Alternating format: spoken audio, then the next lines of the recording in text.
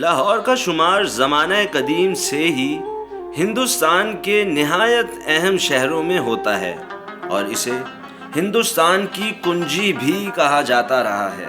یہ ایک ایسے خطے میں واقع ہے جو مورخوں اور سیاحوں کے لیے حد درجہ دلچسپ ہے۔ لاہور کب اور کس نے آباد کیا، کس نے اسے نام دیا؟ لاہور کے ہندو راجا نے بنایا، اس کے دو بیٹے تھے، ایک کا نام لہو تھا اور دوسرے کا نام کؤ۔ لہو پہ لاہور کا نام رکھ دیا، کؤ پہ قصور کا نام رکھ دیا گیا۔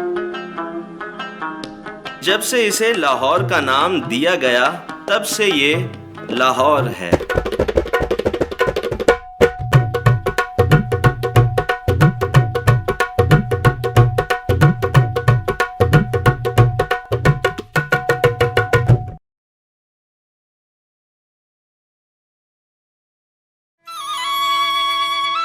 آج کا لاہور واضح طور پر دو حصوں میں بٹا ہوا ہے۔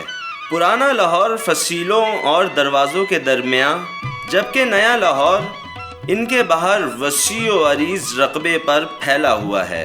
اپنی صدیوں پرانی ثقافت اور منفرد طرز زندگی کے امین لاہور کے لوگ گھڑوں پر بیٹھ کر ریاست اور سیاست کے پیچیدہ مسائل پر کھل کر بات کرتے ہیں۔ بزرگوں کا احترام اور چھوٹوں کے ساتھ محبت بھرا سلوک اس شہر کا طرہ امتیاز ہے۔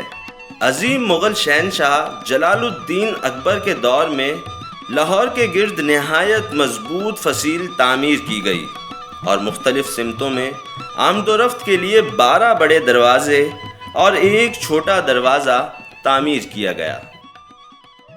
دہلی دروازہ ان 12 دروازوں میں مرکزی اہمیت کا حامل ہے، جس کا رخ اس دور کے دارالحکومت دہلی کی طرف ہے۔ اس دروازے سے متصل بازار میں قدیم شاہی حمام بھی ہے۔ بازار کے اختتام پر مسجد وزیر خان واقع ہے، جو فن تعمیر کا نادر نمونہ ہے۔ شہنشاہ اکبر کے نام سے منسوب اکبری دروازہ تو اب موجود نہیں، مگر اس دروازے کے اندر قدیم اکبری منڈی قائم ہے۔ موتی دروازہ اب موچی دروازہ کہلاتا ہے۔ یہ اکبر بادشاہ کے خاص ملازم موتی رام کی نگرانی میں تعمیر ہوا، اس لیے اس کے نام سے منسوب ہے۔ شاہ عالمی دروازہ مغل بادشاہ عالمگیر کے بیٹے شاہ عالم سے منسوب ہے۔ دروازے کا نام و نشان تو اب موجود نہیں، مگر شاہ عالمی کا پورا علاقہ ایشیا کی سب سے بڑی تھوک مارکیٹ میں تبدیل ہو چکا ہے۔ شاہ عالمی کے اندر شہر کے وسط میں رنگ محل چوک کے دائیں جانب تاریخی سنہری مسجد ہے، جس کے تینوں گنبدوں پر خالص سونے کی پتریاں چڑھی ہوئی ہیں۔ چوک کے بائیں جانب خوبصورت مسجد کے اندر محمود غزنوی کے خاص غلام اور مشیر ملک ایاز کا مزار ہے، جس کے بارے میں اقبال نے کہا، ایک ہی صف میں کھڑے ہو گئے محمود و ایاز، نہ کوئی بندہ رہا نہ کوئی بندہ نواز۔ لوہاری دروازے کا اصل نام لاہوری دروازہ تھا، مگر وقت گزرنے کے ساتھ ساتھ لاہوری لوہاری ہو گیا۔ لوہاری دروازے کے سامنے لاہور کا قدیم بازار انار کلی ہے۔ ملک ایاز کے زمانے میں بھاٹ قوم اس دروازے کے اندر آباد ہوئی تو یہ بھاٹی ہو گیا۔ اسی دروازے کے باہر حضرت علی حجویری رحمت اللہ علیہ المشہور داتا صاحب کا مزار ہے۔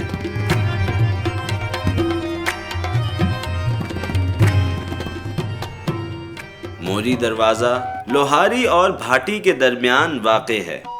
ٹکسالی دروازہ شہر لاہور کی مغربی فصیل کا واحد دروازہ ہے۔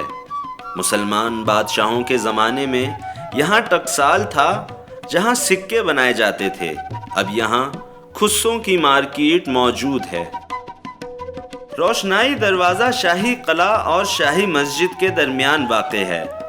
بادشاہوں کے دور میں یہاں روشنی کا خاص اہتمام کیا جاتا تھا، اس بنا پر یہ روشنائی دروازہ کہلایا۔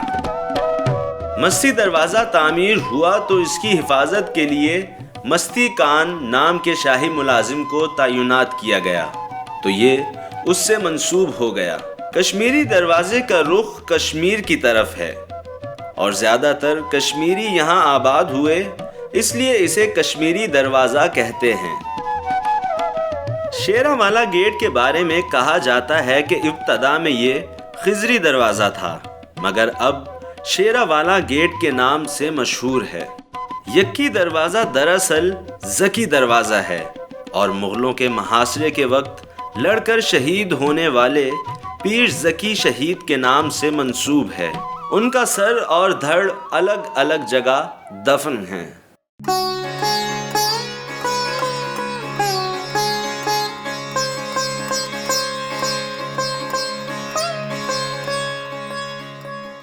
اندرون شہر کی آبادی زیادہ اور رقبہ کم ہے۔ مکانوں کی دیواریں آپس میں جڑی ہوئی ہیں، جس کی وجہ سے چھتوں کو کلیدی حیثیت حاصل ہے۔ شہر کی خواتین کپڑے سکھانے چھت پر آتی ہیں تو پڑوسی خواتین سے مکالمات کا سلسلہ شروع ہو جاتا ہے۔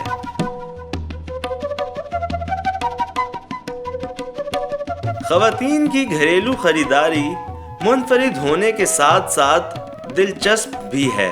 بالکنی سے گلی میں کھڑے ریڑھی والے سے خریداری کرنا اور رقم ادا کرنا، یہ منظر اندرون لاہور کی ہر گلی میں دیکھنے کو ملتا ہے۔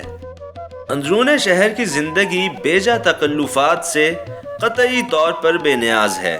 یہ حقیقت ہے کہ لاہور کے لوگ بڑے محبت والے اور پرخلوص اور بڑے بڑے مہمان نواز ثابت ہوئے۔ دوستوں اور عزیزوں کو عموماً عرفیت سے پکارا جاتا ہے، مثلاً محمود مودا، اصغر اچھو، رشید شیدہ ہو جاتا ہے۔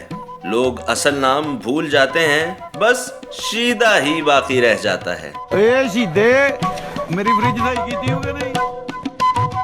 اندرون لاہور کی خاص بات یہ ہے کہ لوگ ابھی بھی جوائنٹ فیملی سسٹم میں رہتے ہیں اور مشترکہ دکھ سکھ کے ساتھی ہیں۔ وفاداری اندرون شہر کے لوگوں کی سب سے اعلیٰ خصوصیت ہے۔ مثلاً برسوں پہلے دادا جی نے جہاں سے راشن خریدا تھا، پوتا بھی وہیں سے خریداری کرتا نظر آتا ہے، اور اسی طرح محبتیں اور تعلقات مضبوط ہو جاتے ہیں۔ لاہور کی صبح آپ کو یقیناً بہت دلکش نظر آئے گی، کیونکہ جو ہی صبح ہوتی ہے ناشتے کی دکانیں سجنا شروع ہو جاتی ہیں۔ حلوہ پوری کا ناشتہ بھی اندرون کے لوگوں کو بے حد پسند ہے۔ گاہک دودھ دہی کی دکانوں پر خریداری میں مصروف نظر آتے ہیں۔ لسی اہل لاہور کا پسندیدہ مشروب ہے۔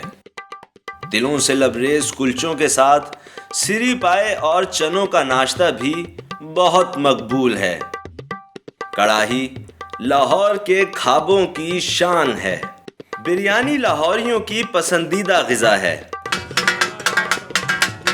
یہ کسی ساز کی آواز نہیں، بلکہ لاہوریوں کی مرغوب غذا ٹکا ٹک کی تیاری ہے۔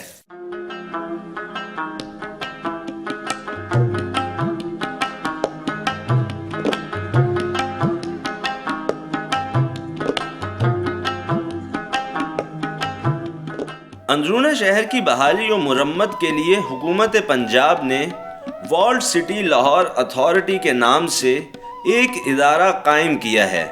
یہ ادارہ قدیم عمارتوں، تاریخی حویلیوں اور دروازوں کو نہایت محنت اور جاں فشانی سے ان کی اصل حالت میں واپس لانے کی کوشش کر رہا ہے۔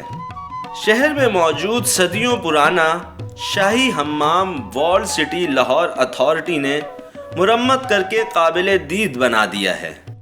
والڈ سٹی لاہور اتھارٹی نے سب سے پہلے شاہی حمام کو اس لیے پرزرو کیا کیونکہ یہ شاہی گزرگاہ یا رویل ٹریل کے نام سے جانا جاتا ہے۔ اس دور میں جتنے بھی قافلے آتے تھے دلی، ممبئی، آگرہ، امرتسر سے، تو وہ جیسے ہی لاہور شہر کے اندر داخل ہوتے تھے تو سب سے پہلے وہ شاہی حمام آتے تھے فریش ہونے کے لیے۔ یہاں پہ ٹھنڈے پانی کا حمام، گرم پانی کا حمام، سٹیم باتھ اور سونا باتھ ہے، اس لیے سب سے پہلے شاہی حمام کو پریزرو کیا گیا۔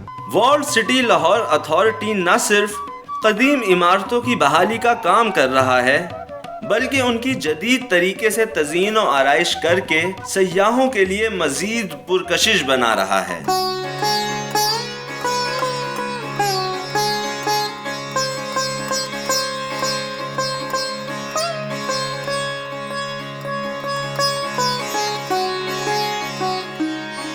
وارلڈ سٹی لاہور اتھارٹی کے ارباب اختیار قومی ورثے کے تحفظ کی خاطر گراں قدر خدمات سر انجام دے رہے ہیں۔